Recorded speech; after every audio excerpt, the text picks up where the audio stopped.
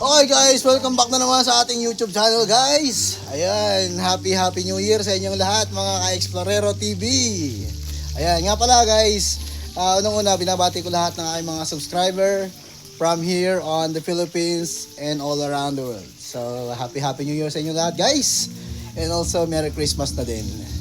Nga pala guys, yung vlog natin ngayon guys is all about flexing, ano? I-flex ko lang sana yung sitaw ng kapatid ko dito, ano, sa Cavite, ano. So umuwi ako, nagbakasyon ako. So may makikita nyo, may mga sitaw dito tanim. So tingnan nyo guys, napakaganda guys at sariwan-sariwa ang mga sitaw. Okay guys, so kung makikita nyo guys, ayan, napakaganda ng sitaw natin, ano? Sariwan-sariwa. Sa Maynila, bibilhan mo yan, napakamahal, no? 20 isang tali. Dito, libre mo lang makukuha. Ayan guys, oh. Kung makikita nyo guys, marami yan, ano? Oh. Yan. Tignan nyo lang guys, di ba? Sa lahat ng nakakaalam ng diskarte sa pagsisitaw, so magbigay kayo ng mga komento nyo dyan sa ating comment sections para naman masunod natin na mas magaganda at maparami natin ang ating ani sa mga darating na panahon. Ayan. May mais din tayo dito guys, ano? Yan. Tawag dito yung mais, ano? Yan. So minsan lang tayo umuwi ng probinsya, no? Probinsya ng Cavite. Ayan. At alam niyo na guys, natutuwa ako na nakakakita ako ng mga ganyang halaman which is sa probinsya na natin makikita. Walang ganyan sa mga Kamaynilaan. Bibihira. Tapos guys, i-flex na rin natin yung ating puno ng sili dito. Nakikita nyo guys, may sili din. Yan. Yan. So, yan. Ang tawag dyan guys ay bell pepper. Ano? Bell pepper. Ayan guys. Meron din dito guys, bell pepper. Ayan. So dito guys sa probinsya, libre lang natin yung nakukuha or naitatanim. Sapagkat sa Maynila, bibili mo pa yan.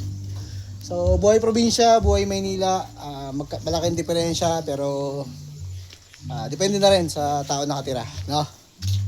Ayun guys, so supportahan nyo guys ang aking YouTube channel at maraming pa tayong mga susunod na videos at mga uploads sa mga darating na panahon, ano? So yun lang muna guys. Once again, Happy New Year to all of you guys. Sa lahat ng subscriber ko dyan, Happy New Year. Alright, see you on my next vlog.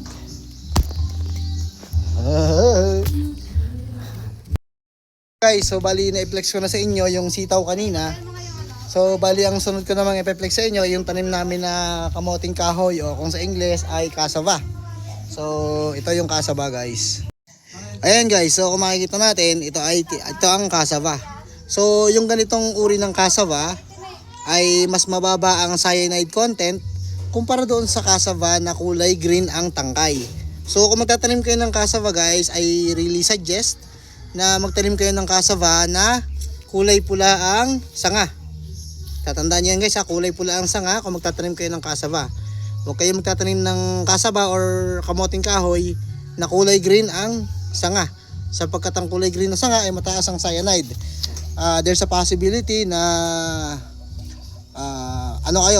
food poisoning with regards to cassava. So ayan nga, sa pagtatanim ng cassava, kailangan ay kulay pula ang sanga. At ito guys ay 3 buwan pa lang o hanggang mag-4 na buwan na ito guys. So pagkalipas ng mga 7 hanggang 8 buwan, pwede na yung harvest. Okay, bunutin mo lang yan. So ayan guys, ang cassava. Marunong pa rin ako na. So ayun na nga guys, so dumako naman tayo sa ating isang ipeplex na halaman. Ito ay yung tinatawag na gabi, yung sinasama natin sa mga sinigang natin, ano? So ayan guys. So ayan, malalaki. May mga dyan, yung laman nakukuha yan sa ilalim. Mga lamang lupa. Tawag yun ay lamang lupa. Hindi kasi yung lamang lupa na nuno ha. Lamang ugat, mga ganon. So ayan, kung makikita nyo guys, so ito ay gabi. I-comment nyo na lang dyan sa comments down below kung ano yung English dito, ano. Kung hindi tayo nagkakamali kung ano yung English dito. So ito guys, agan tawag dito gabi. So nung kabataan namin, pag ginabot kami ng ulan, pag pumapasok sa eskwelahan, ginagawa namin yung sombrero kasi malapad ang dahon. So hindi tayo mababasa ng ulan. Ayan, ginagawa namin yung payong, ano. So dito yung buhay, ano, probinsya, ano. So yung puno ng mangga namin diyan, so medyo may mga bulaklak na rin. Possible ano yan. Ilang buwan na lang may makukuha tayong ano, tawag diyan, bunga, ano kumbaga. Ayun, ayan. So ayan, yung kapatid ko 'yon.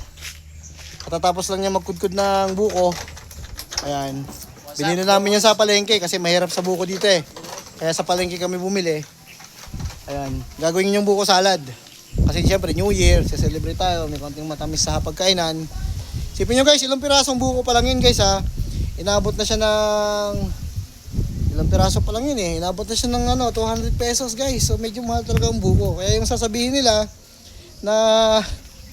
Neche Buena, halagang 500. Diyos ko naman. Ano? Alanganin guys. So, yung Neche Buena na halagang 500, alanganin yun, no?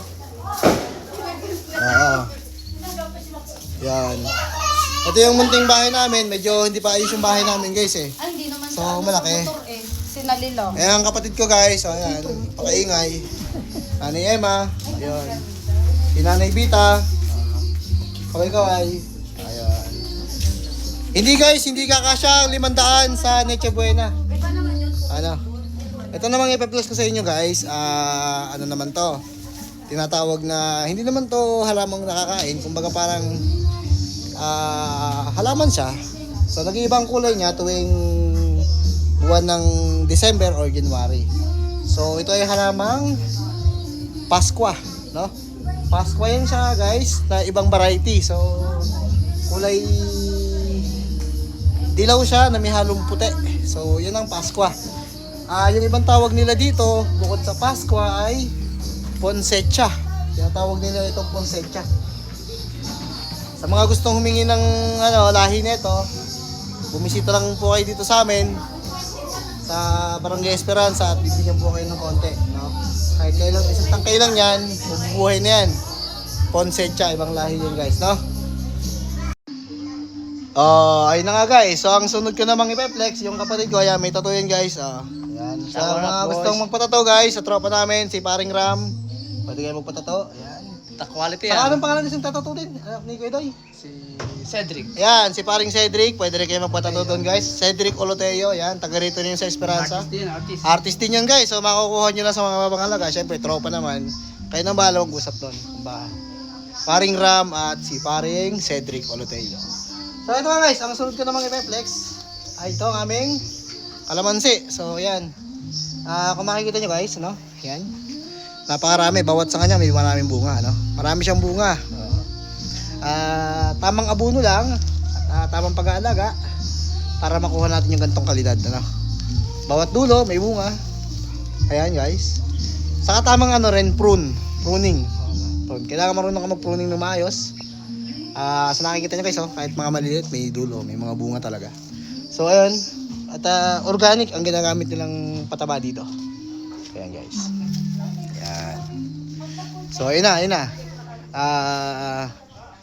Siya nga pala, syempre, pagka ngayong New Year, isa rin itong kalamansi sa pwede nating ihayin sa hapagkainan kasi ano siya, kulay bilog, ano? Kulay bilog na shape. Tama ba yan? Kulay bilog? Yan. Basta yan. Hugis bilog, hindi kulay bilog ha. Binibiro ko lang kayo, baka maniwala rin kayo. So ayun na. Na-flex ko na yung mga bagay-bagay. Ano pa nga ba yung isang pwede kayo i-flex dito? Ayan, may tanim din dito guys na ano, na tawag dyan, Chico. Ayan, Chico. Sa mga hindi nakakaalam guys, ganito ang itsura ng dahon ng Chico. Ayan. Chico. So, sa mga prutas, pwede natin ihayin ng Chico kasi siya ay medyo parang bilog din, gano'n. So, ayan, Chico. Ito yung Chico guys na malalaki, no? Mga ganyang kalalaki yan pagka ano, namumunga. So, magandang klase ng Chico yan guys. So ayan guys, so dito nagtatapos ang ating vlog for now. Once again, Happy New Year to all of you guys. And mabuhay ang Pilipinas. This is your Explorero TV. See you on my next vlog.